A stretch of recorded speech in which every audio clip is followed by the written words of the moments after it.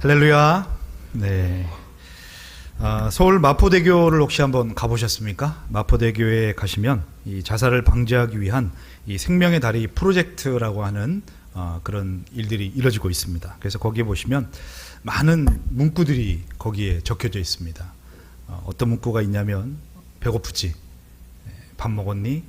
한 번 더 생각해봐. 그런 문구들을 적어놨는데요.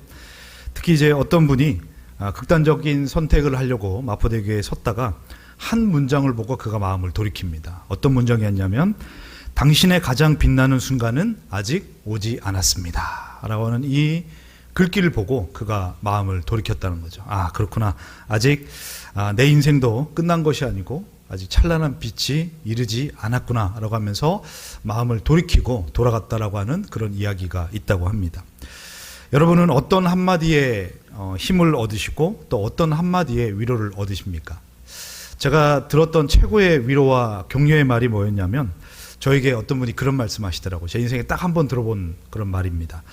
목사님을 만나게 하신 것은 하나님께서 저를 사랑하시는 증거인 것 같습니다. 그 이야기를 듣고 집에서 간간히 생각해 봤더니 저 같은 사람이 뭐길래 그렇게까지 하나님의 선물이라고 여기나라고 하는 그런 마음에 가슴이 저렸던 적이 있습니다. 마찬가지로 어떤 한마디가 우리를 살리고 어떤 한마디가 우리를 무너지게 한다는 것이죠. 오늘 본문의 주인공은 우리가 잘 아는 엘리야입니다. 이 엘리야는 바알 선지자 450명과 대 1로 그런 전쟁을 해서 승리했던 그런 사람들인 것이죠. 그래서 하늘에 불을 내려 하나님의 놀라운 역사하심을 바라보게 되고 또 멈췄던 이 비가 옴을 통해서 가뭄이 해결되는 그 놀라운 은혜를 경험했던 사람이 바로 이 엘리야입니다.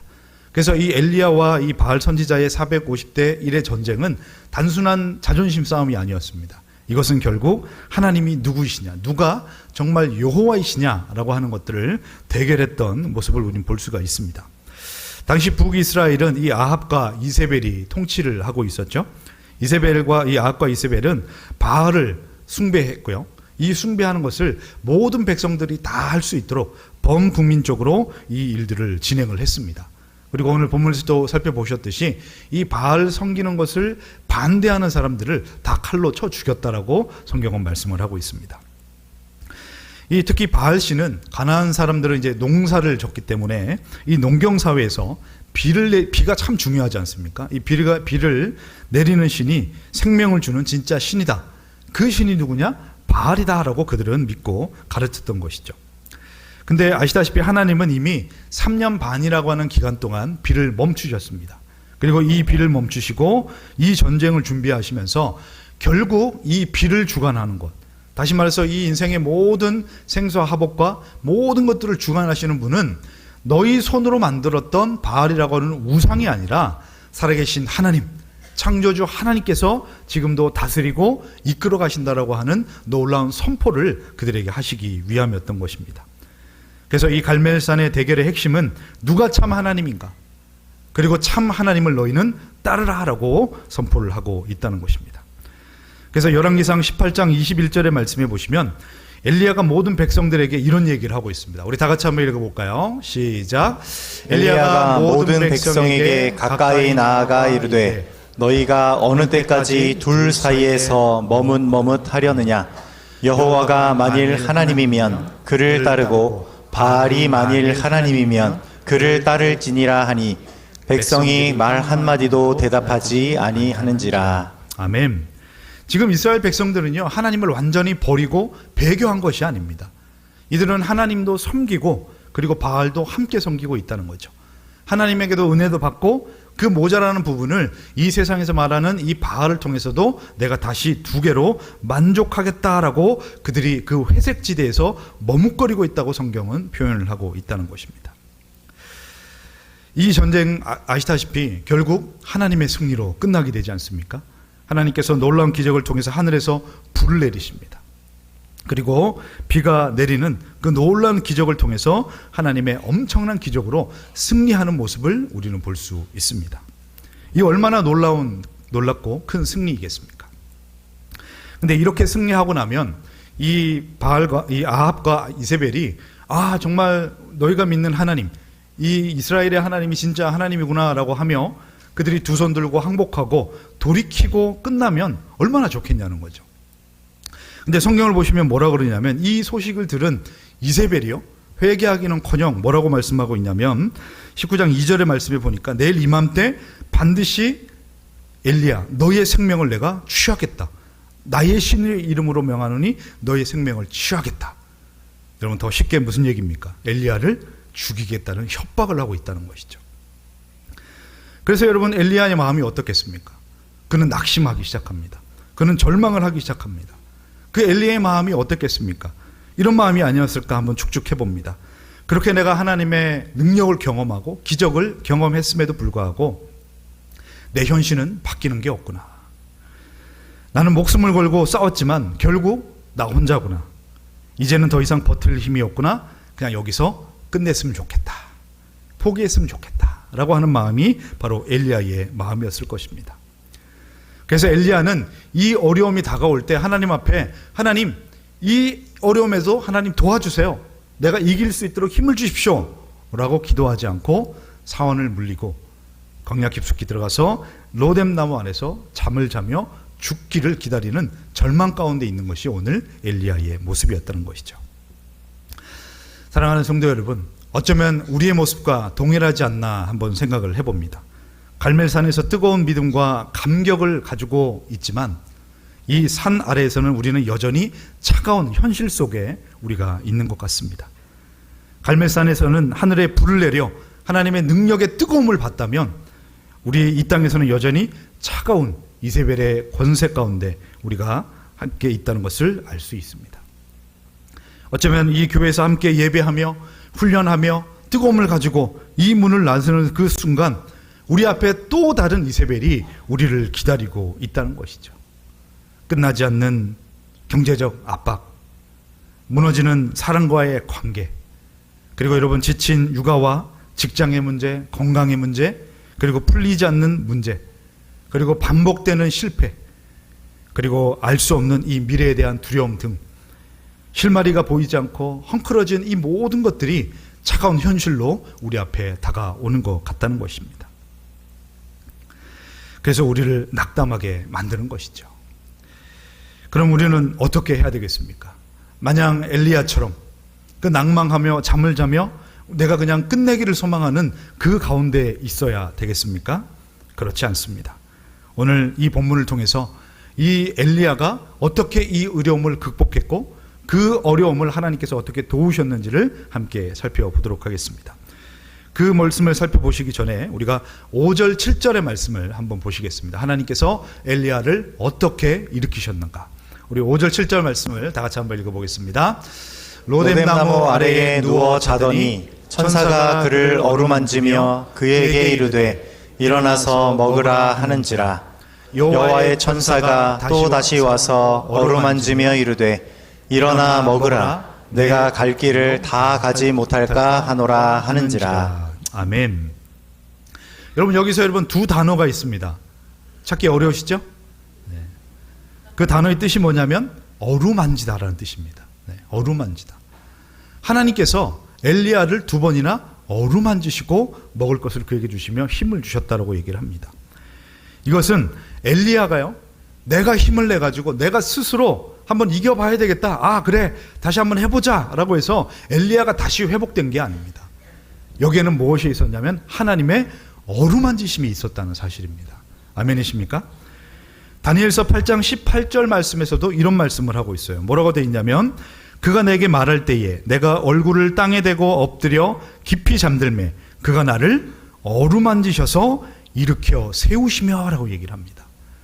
지금 다니엘도 하나님께서 낭만 가운데 있는 이 다니엘에게 나타나셔서 다니엘을 어루만지셨다고 말씀을 하고 있죠. 그렇다면 드는 질문이 어떻게 영이신 하나님께서 우리를 어루만지실 수 있냐는 것입니다. 어떻게 만지실까요?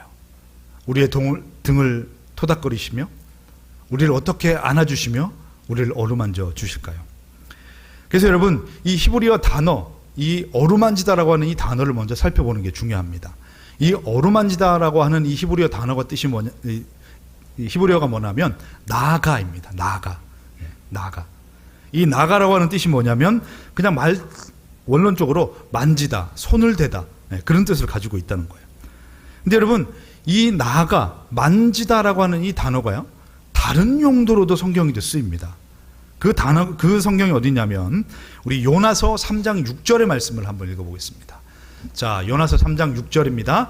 이 나가, 어루만지다라는 단어가 어디 있는지 여러분 주의를 기울이시며 한번 읽어보겠습니다. 시작. 그 일이 니느웨 왕에게 들림에 왕이 보좌에서 일어나 왕복을 벗고 굵은 베옷을 입고 제 위에 앉으니라. 아멘. 여러분 찾으셨습니까? 어루만지다라고 하는 단어가 어디 있을까요? 네, 정답을 가르쳐 드리죠. 네. 그 일이 니느웨 왕에게 들림에라고 하는 단어에 히브리어 나가라고 하는 단어가 쓰여졌다는 것입니다. 이해가 되십니까? 여러분, 하나님께서 어루만지십니다. 어떻게 어루만지신다고요? 하나님의 그 음성이 우리에게 들려짐으로 우리를 어루만져 주시고 우리를 회복시켜 주시고 우리를 다시 한번 일어날 수 있는 하나님의 은혜를 하나님의 이 어루만지심을 통해서 우리에게 허락하신다고 성경은 말씀하고 있다는 것이죠. 여러분, 하나님의 이 어루만져 주심은 생명과 위로의 말씀이 우리 속에 들리게 하십니다. 그리고 그 만져주심을 통해서 그 어떤 것도, 그 어려움도 포기해버릴 만한 그 일들도 하나님께서 회복시켜 주시는 방법이 바로 이 어루만지심 속에 있다는 것이죠. 여러분, 요나를 한번 보시기 바랍니다. 이 요나는요, 하나님께서 처음에 니느웨로 가서 심판을 전해라, 그랬을 때 이 요나가 아멘 하면서 기쁜 마음으로 가지 않았습니다. 우리 너무너무 잘 알고 있죠. 그러니까 도망갔다가 결국 물고기 뱃속에까지 들어가는 극단적인 선택을 했던 이유가 여기에 있습니다. 여러분, 이 나훔 3장의 말씀에 보시면 니느웨를 어떻게 표현하고 있냐면 피의 성이다라고 표현을 하고 있어요.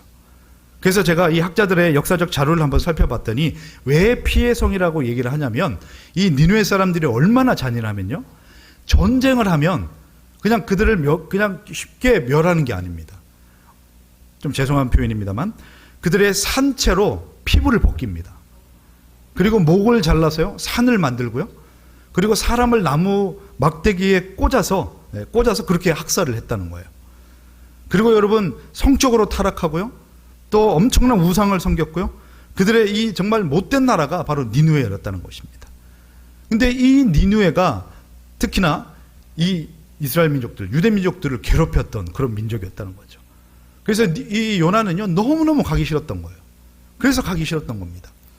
근데 여러분, 성경을 자세히 보시면 이 니느웨 성 크기가 얼마나 되냐면 3일 길이라고 얘기를 합니다.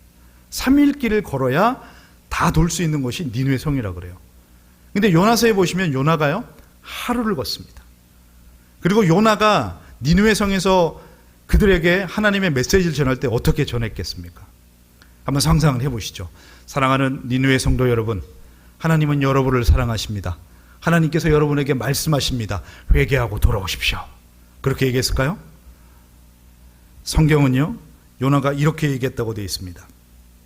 외쳐 이르되 40일이 되면 이 니느웨가 멸망할 것이니라. 요 한마디 합니다. 근데 놀라운 사실은요, 그 뒤에 뭐라고 그러냐면 니느웨 사람들이 하나님을 믿고 금식을 선포하고 높은 자를 막론하고 굵은 베옷을 입은지라. 그 일을 듣고 니느웨 왕이 회개하고 돌아왔다라고 말씀을 하고 있다는 것이죠. 여러분, 아무리 객관적으로 살펴봐도 이렇게 악하고 못된 니느웨 사람들이 이 요나의 한마디에 돌아올 가능성이 얼마나 있었겠습니까? 제가 볼 때는 그들의 악한 성품과 그들의 상황을 보면 그 한마디에 돌아오기에는 너무너무 악한 사람들이었다는 거죠. 근데 하나님께서 어떻게 하셨다고요? 그 요나의 한마디에 그 백성들의 마음을 어루만져 주셨습니다. 그 요나의 그 심판의 한마디, 여러분, 정성을 다하고 온 힘을 다하는 그 메시지가 아니라 이 40일이 지나면 이 성 말 멸망할 것입니다 라고 하는 그 메시지에 백성들이 회복하게 되고요, 그 왕이 돌아오게 되는 그 역사가 일어났다는 것이죠. 이것은요, 하나님이 니느웨 백성들과 이 왕의 마음을 어루만져 주심을 통해 하나님의 그 음성이 하나님의 말씀으로 들리게 하심을 통해서 그들을 회개하고 돌이키셨다는 것을 우리는 알 수 있다는 것입니다. 사랑하는 성도 여러분, 이것이 하나님이 우리를 어루만지시는 방법인 줄로 믿습니다. 하나님께서 어루만지셔서 하나님의 음성이 들리게 되면 그 누구도 일어나지 못하고 사람도 사건도 상황도 여러분 그것이 회복되지 않을 수 없을 줄로 믿습니다. 모든 것이 회복되고 살아날 줄로 믿습니다. 하나님의 어루만져 주심은 하나님의 말씀으로 우리 속에 역사합니다. 이런 어루만져 주심이 저와 여러분의 삶 가운데 여러분 다 막혀져 있고 닫혀져 있는 그 모든 사건 가운데 하나님의 그 어루만져 주심의 은혜가 충만하기를 주님의 이름으로 간절히 소망합니다. 그렇다면 하나님께서 이 말씀을 통해서 어루만져 주시는데요, 어디서부터 우리를 어루만져 주실까요?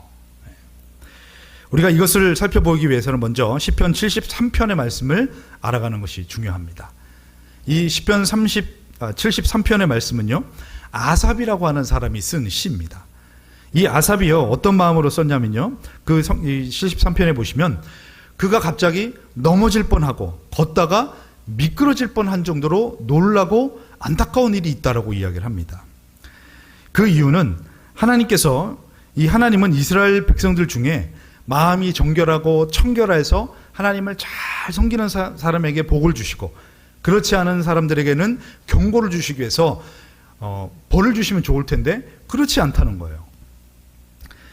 그가 왜 낭망했냐면 73편 4절에서 12절의 말씀을 제가 한번 정리를 해드리겠습니다. 한번 보시면요, 4절에 보시면 이 악한 자들이요 어떠냐면요, 4절에 보시면 죽을 때에도 고통이 없고 힘이 강건하다라고 얘기를 합니다. 그리고 5절에 보시면 남들이 다 당하는 고난도 재앙도 안 당한다는 거예요. 누가요? 의인이요? 악한 자들이. 그리고 7절의 말씀에 보시면 소득이 마음에 먹는 것보다 더 많아진다고 얘기를 합니다. 12절이 정점이죠. 이들은 악인이라도 항상 편안하고 재물은 더욱 불어날 것이다. 악한 자들이 이렇다는 겁니다. 근데 반대로 의인들은요, 하나님을 섬기고 믿음으로 살아가는 사람들은 고통 가운데 어려움 가운데 있다는 거예요. 이것을 본 아삽이 어떻게 했냐면 마음이 심란하고 고통스러웠다라고 얘기를 하고 있죠. 그래서 73편 16절에 보시면 내가 어찌면 이를 알까 하여 생각한즉 그것이 내게 심히 고통이 되었더라. 지금 아삽은 너무너무 고통과 낙심 가운데 주저앉아 있다는 것입니다. 그런 이 아삽에게 하나님께서 전환점을 주십니다. 그 전환점이 어디에서 출발하냐? 우리 17절의 말씀을 다 같이 한번 읽어보겠습니다. 다 같이 시작. 하나님의 성소에 들어갈 때에야 그들의 종말을 내가 깨달았나이다. 아멘. 여러분, 고통 가운데 낭만 가운데 있는 마음이 상해 있는 이 아삽이 어디에 갔더니요? 하나님의 성소에 들어갔더니 그제서야 그들의 종말을 깨닫게 됨을 통해서 그의 마음을 변화시켜 주셨다라고 말씀을 하고 있다는 것이죠. 여러분, 아삽이 어려움 가운데 하나님의 교회에 들어가서 예배했더니 그 환경을 바꿔주시고 악인들을 벌주시고 의인들을 강건하게 만들었더라 라고 표현하지 않고, 그런 변화는 없었지만 어떤 마음을 주셨습니까? 아삽의 그 마음을 어루만져 주심을 통해 그의 생각을 바꿔주시고요, 복에 대한 마음을 바꿔주시고요, 이 세상을 바라볼 수 있는 그 인생의 중심들을 하나님께서 어루만져 주심을 통해서 바꿔주셨다는 사실입니다. 그렇다면 많고 많은 장소 중에 왜 하필이면 성소, 교회를 통해서 이런 일들을 행하셨을까요? 이 말을 사도 바울이 비슷하게 고백합니다. 우리 에베소서 3장 9절에서 10절에 있는 말씀입니다. 우리 한 목소리로 다 같이 한번 읽어보겠습니다. 시작. 영원부터 만물을 창조하신 하나님 속에 감추었던 비밀의 경륜이 어떠한 것을 드러내게 하려 하심이라. 이는 이제 교회로 말미암아 하늘에 있는 통치자들과 권세들에게 하나님의 각종 지혜를 알게 하려 하심이니. 아멘. 본문을 보시기 바랍니다. 하나님께서 그렇게 만들어 놓으셨다는 거예요. 영원전부터 만물 속에서 창조하신 하나님의 그 놀라운 경륜과 비밀들을 드러내시는데요, 어디서 드러내신다고요? 하나님의 성소, 교회에서 하나님께서 드러내셔서 그 지혜를 알 수 있도록 문을 여신 곳이 하나님의 교회 성소다라고 말씀을 하고 있다는 것입니다. 그래서 그 아삽이 그 성소에 들어감을 통해서 오직 교회 안에서, 오직 그리스도 안에서 그 놀라운 하나님의 비밀들을 깨닫게 됨을 통해 그의 심령이 변화되고 하나님의 어루만져 주심을 통해서 그 모든 고통 가운데 돌이키며 힘을 내며 하나님을 찬양할 수 있었던 비결이 여기에 있었다는 것이죠. 그렇다면 하나님께서 어쩌면 우리를 이 천하 만물이 아니라 오직 하나님의 어루만지심으로 만족해 되고 회복해 하시는 하나님의 성전, 즉 교회를 통해서 그 은혜를 경험하게 하셨을까요? 그 이유는 전도서 3장 11절의 말씀에서 우리는 찾아볼 수가 있습니다. 우리 이 말씀도 다 같이 한번 읽어보겠습니다. 하나님이 모든 것을 지으시되 때를 따라 아름답게 하셨고 또 사람들에게는 영원을 사모하는 마음을 주셨느니라. 아멘. 여러분, 하나님께서 우리를 창조하실 때 어떤 마음을 주셨다고요? 영원을 사모하는 마음을 주셨다라고 얘기를 합니다. 여러분, 하나님께서는 모든 창조 가운데 이 인간을 만드실 때 다른 방법으로 창조하셨습니다. 하나님께서 천하 만물, 동물들과 식물들과 바위들과 하나님께서 인격적인 만남을 이루지 않으셨습니다. 오직 우리 인간들에게 흙으로 우리 인간을 빚으시고 그 속에 하나님의 생기를 불어넣어 주심을 통해서 하나님과 교제할 수 있도록 우리를 그렇게 창조하셨다는 거죠. 그리고 우리 속에 어떤 마음을 주셨냐면요, 영원한 것을 사랑할 수 있는 마음을 우리에게 주셨다는 것입니다. 영원한 것. 그래서 여러분, 이 땅에 있는 것들이 절대로 우리를 영원히 만족시켜 줄 수는 없다는 것입니다. 요즘 여러분 뉴스에 보시면 일론 머스크라는 분 아시죠? 네. 이분이요, 우리 억만장자 뭐 그런 얘기 많이 듣잖아요. 근데 인류 사상 최초로 조만 부자가 나타났답니다. 조만 부자. 네. 이제는 여러분 그를 넘어설 수 있는 부자가 없다는 거예요. 조만 부자. 놀라지도 않으시죠? 그렇죠? 조만 부자. 네. 근데 여러분, 이분이요, 이 조만 부자가 되었다면 만족하고 이것으로 충분하다라고 여길까요? 더 많이 갖고 싶고 더 가지고 싶을 겁니다. 무슨 말씀이냐면요, 하나님께서 우리 인류 가운데 영혼을 사랑하는 마음을 주셨다는 거예요. 그래서 이 땅에 있는 것들을 아무리 우리 마음 가운데 넣는다고 해도 그것이 일시적으로 만족을 주는 것이지 영원하다, 충분하다, 만족하다, 이것으로 내가 감사하다라고 하는 마음은 절대로 줄 수 없게 만들어 놓으셨다는 겁니다. 그래서 예수님께서 마태복음에 보면 뭐라고 말씀하고 있냐면, 천하 만문, 이 천하를 얻어도 우리가 이것에 만족할 수 없는 것이 우리의 모습이라는 것이죠. 그래서 하나님께서는 우리를 지으실 때 영혼을 사모하는 마음을 주셨기 때문에 그 영혼을 만족시키고 채울 수 있고 그 체험을 통해서 행복하여 높여드리고 찬양할 수 있는 유일한 방법이 뭐냐? 하나님과 함께하는 것이 그 영혼을 사랑하는 마음으로 우리 속에 충만한 은혜를 주시기로 하나님께서 그렇게 만들어 놓으셨다는 사실입니다. 아멘이십니까? 그래서 여러분, 헤르만 바빙크라는 분은 이것을 뭐라 그러냐면 최고의 선이라고 합니다. 최고의 선. 우리 순장님들 책을 읽어보셨을 겁니다. 최고의 선이라고 합니다. 다시 말해서 우리 인간들이 가질 수 있는 최고의 선한 상태가 언제냐? 조만부자가 되고 억만부자가 되었을 때 우리가 만족을 누리는 것이 아니라 창조주 하나님과 연결되고 우리가 하나님 안에 있을 때, 하나님이 우리 안에 계실 때, 그때가 우리 속에 느낄 수 있는 가장 최고의 선한 상태가 그때라고 말씀을 하고 있다는 것이죠. 아삽이 하나님의 성소에 들어갔을 때, 즉 영혼을 사모하는 우리의 마음이 영원하신 하나님과 맞닿게 될 때, 그 예배의 자리를 나아갈 때 비로소 이 세상에 줄 수 없는 하나님의 놀라운 어루만 주심이 아삽에게 있었다는 것입니다. 그리고 그것이 다니엘에게, 또 그것이 엘리야에게 있음을 통해서 하나님께서 회복시켜 주셨다는 것을 우리에게 보여주고 있는 것입니다. 사랑하는 성도 여러분, 성소, 즉 교회는 유한한 땅의 현실을 살아가며 지치고 상한 우리가 무한하신 하나님과 영원히 접속하고 연결될 수 있는 유일한 곳이 하나님의 이 자리인 줄로 믿습니다. 그래서 하나님께서 우리에게 그런 마음으로 우리를 이끌어 가시는 겁니다. 그렇게 우리를 고통 가운데, 아픔 가운데, 이 세상의 것들로 만족하여 하나님의 음성을 들을 수 없는 그 상황 가운데 두지 않으시고요, 우리를 낮추시고 낮추시는 그 은혜 가운데 나가게 하시는 거죠.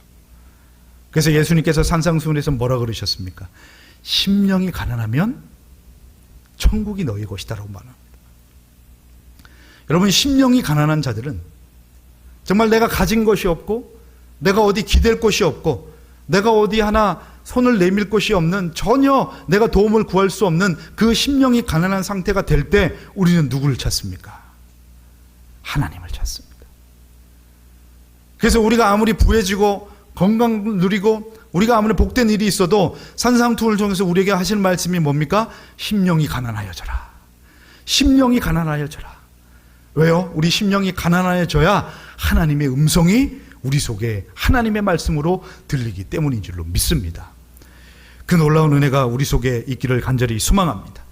여러분, 하나님의 이 어루만지심이 저와 여러분의 답답한 모든 인생과 모든 삶의 문제들과 차가운 이세벨과 같은 이 현실 속에서 우리가 뒤로 물러나 여러분 이 세상을 향해 로뎀나무 밑에서 그냥 죽기만을 기다리며 잠을 자고 있는 우리의 모습이 아니라 하나님의 거룩한 성전을 향해 그 심령이 상한 그 마음을 향해 하나님 앞에 나아갈 때 살아계신 하나님께서 우리를 눈동자처럼 보호하시고 우리의 머리털까지도 세시고 우리를 너무너무 사랑하신 하나님께서 저와 여러분에게 말씀 가운데 우리를 어루만져 어떤 일에도 저와 여러분들을 회복시켜 주실 줄로 믿습니다. 말씀을 정리해 보겠습니다. 우리는 이 본문을 통해서 세 가지의 은혜를 한번 생각해 볼 수가 있습니다. 첫 번째, 우리를 살리는 것은 이 세상의 거창한 상황의 변화가 아니라 하나님의 살아있는 말씀을 통해서 우리를 어루만져 주심을 통해서 일어나는 줄로 믿습니다. 절망 속에서 그분의 만지심으로써 비로소 우리의 영혼이 하나님의 음성이 들려지고 참 은혜와 만족과 회복을 얻을 줄로 믿습니다. 두 번째, 이 위대한 회복은 오직 하나님의 성소, 교회로부터 출발한다는 것을 잊지 마시기 바랍니다. 아삽이 성소에서 영적인 눈을 떴을 때처럼 유한하고 차가운 이 현실이 아니라 이 현실 속에서 예배의 자리에서 나아감을 통해서 하나님의 그 놀라운 은혜를, 그래서 영원한 것을 바라볼 수 있는 은혜가 우리 가운데 있어야 될 줄로 믿습니다. 셋째, 우리 안에는 오직 하나님으로 채워지는, 그래서 만족할 수 있는 영혼을 사랑할 수 있는 마음을 우리에게 허락해 주셨다는 것을 여러분 잊지 마시기를 바랍니다. 이 세상의 어떤 물질, 이 천하를 가진다고 해도 우리의 영혼 가운데 참 만족과 그 만족으로 인해서 찬양할 수 있는 것은 없다는 것이죠. 우리 영혼의 빈 곳을 채울 수는 없습니다. 오직 최고의 선이신 하나님과 함께 거하심으로, 하나님이 우리 속에 말씀 가운데 거하심을 통해 우리에게 참 만족과 생명과 회복과 은혜가 있는 저와 여러분 되기를 간절히 소망합니다. 그러므로 유한한 세상의 것으로 우리의 마음을 채우고 만족하지 마시고 영원하신 하나님의 성소, 하나님의 어루만져 주심을 통해서 저와 여러분의 영혼을 회복시켜 주시고, 정말 여러분은 엉켜져 버린 이 실타래와 같은 그 모든 인생의 문제를 하나님께서 그 어루만져 주심으로 풀어가심으로 하나님의 살아계심을 높여드리고, 또 어떤 사람의 문제든지 환경의 문제든지 어떤 문제든지 하나님께서 그 어루만져 주심의 그 소리를 들으심으로 말미암아 회복하는 저와 여러분 되기를 주님의 이름으로 간절히 축복합니다.